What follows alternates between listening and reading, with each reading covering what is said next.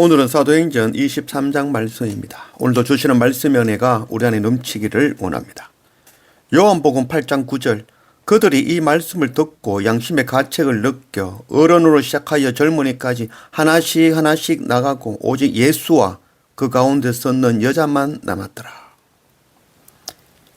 양심이라는 것은 선과 악을 분별하는 것이죠. 그리고 그 가운데 선을 선택하고 악을 물리치는 그런 도덕적 의식이 바로 양심입니다.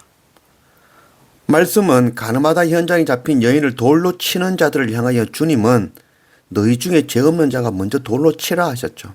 그래서 그 말씀을 듣고 사람들이 양심의 가책을 받아 어른으로부터 젊은이까지 하나씩 하나씩 슬그머니 도망갔다는 것이죠.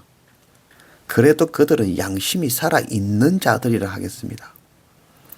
디모데전서 4장 2절 자기 양심이 화인을 맞아 외식함으로 거짓말하는 자들이라.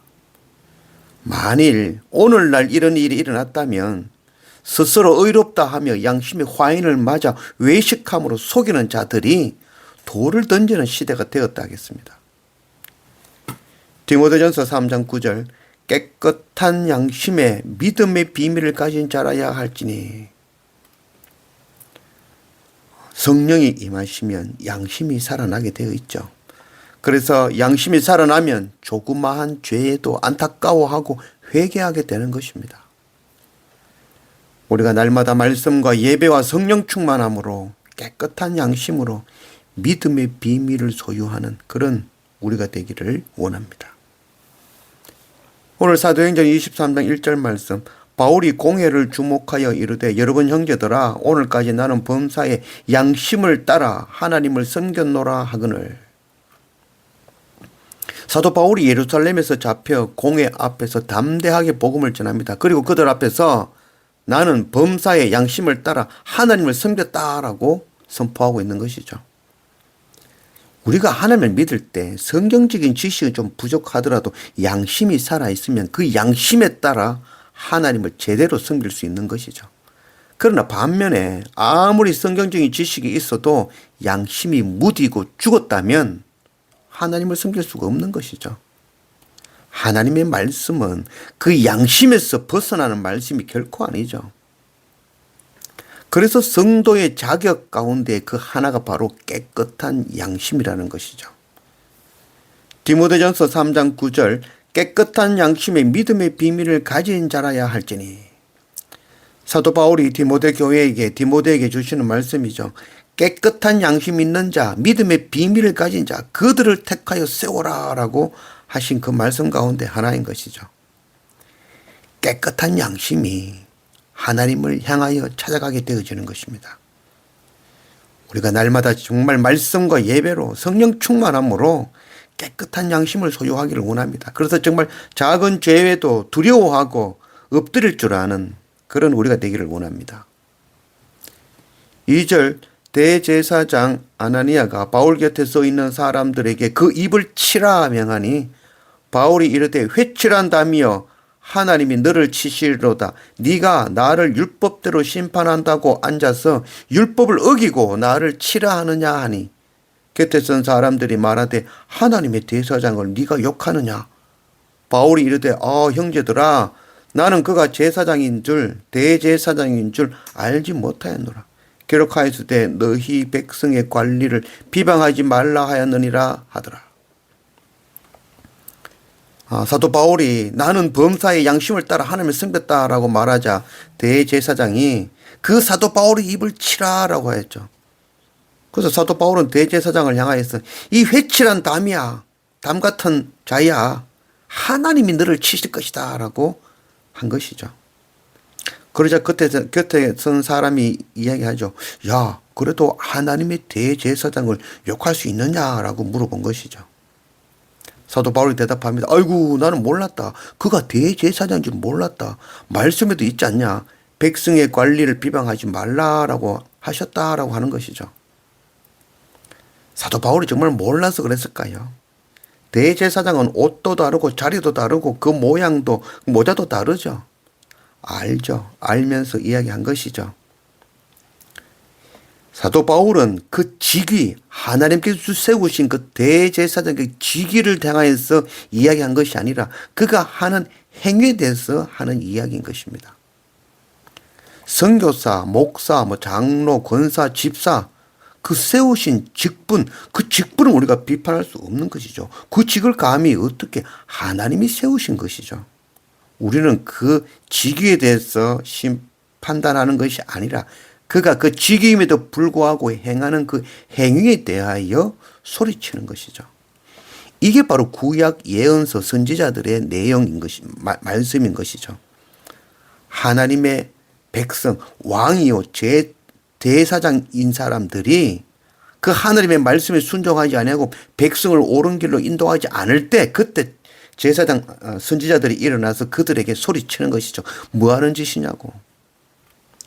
하나님께서 세우신 그 왕이며 그 제사장의 그 직위를 책망하는 것이 아니라 그들이 그 직위를 가지고 행하는 그 행위를 책망하는 것이죠. 사도 바울이 지금 대제사장의 그 직위를 책망하는 것이 아니라 하나님 두려워하지 아니하고 양심 없이 행하는 그의 행위에 대해서 하나님께서 치실 것이라고 선지자의 입장에서 말하는 것입니다. 세상의 관리, 목사, 선교사, 그 먼저 단 자들, 하나님께서 세우신 자들, 우리는 존귀하게 그들을 대우해야 되는 것이죠. 그러나 그들이 하나님께서 세우신 그 목적과 다르게 행한다면 분명하게 우리가 이야기할 수 있어야 될 것입니다. 그 전에 나의 덜보를 보는 눈도 먼저 가져야겠죠. 11절 그날 밤에 주께서 바울 곁에 서서 이르시되 담대하라 네가 예루살렘에서 나의 일을 증언한 것 같이 로마에서도 증언하리라 하리라 하시니라. 여러 분쟁 가운데 사도 바울은 천부장의 도움으로 그 분쟁에서 피할 수 있었죠. 그리고 그날 밤 주님은 사도 바울을 찾아오셔서 야 네가 지금 예루살렘에서 잘하고 있다. 그 잘하고 있는 복음의 증언 그대로 로마에서도 증언해야 된다라고 말씀해 주신 것이죠. 그 어떤 음모, 계략, 고난도 하나님의 섭리와 예수 그리스도의 그 약속 앞에서는 맞설 수 없는 것이죠. 하나님의 복음을 전하는 일 앞에는 그 어떤 것도 장애가 될 수 없는 것이죠.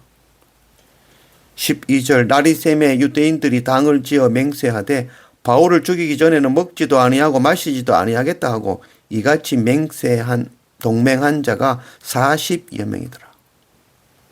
유대인들이 죽음을 불사하고 사도 바울을 죽이려 하고 있는 것이죠.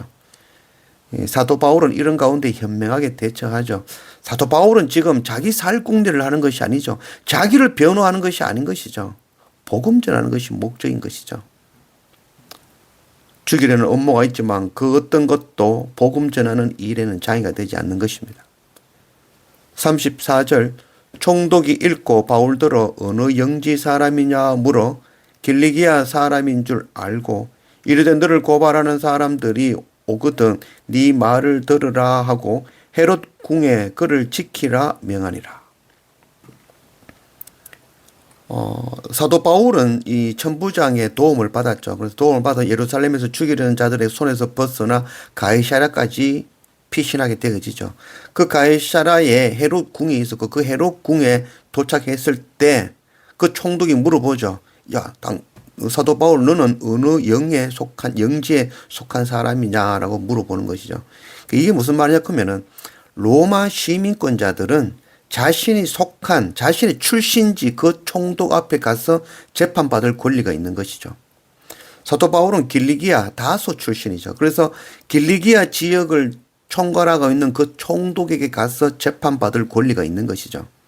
이것은 아무래도 자기의 태어난 그 영지에 가서 그 총독 앞에서 재판을 받으면 아무래도 같은 지역 사람이니까 재판에 유리하겠죠. 그렇기 때문인 것이죠. 로마 시민은 유대 종교법에 의해서는 심판할 수 없는 것이죠. 이와 같이 로마 시민도 이와 같은데 우리는 세상에 속한 자들이 아니죠. 하나님 나라 시민권자들인 것입니다. 이 상위법 우선의 법칙이라는 것이 있죠. 상위법이 하위법보다는 우선된다는 것이죠. 세상 그 어떤 법보다 하나님의 법이 최상위의 법인 것입니다. 우리는 하나님의 법에 따라 판단하고 사는 사람들이죠. 우리가 하나님 나라 시민권자라는 것, 이것 잊지 말아야 될 것입니다. 우리가 하나님 나라 백성답게 선한 양심을 따라 형제들을 섬기며 복음 전하는 그런 우리가 되어지기를 원합니다.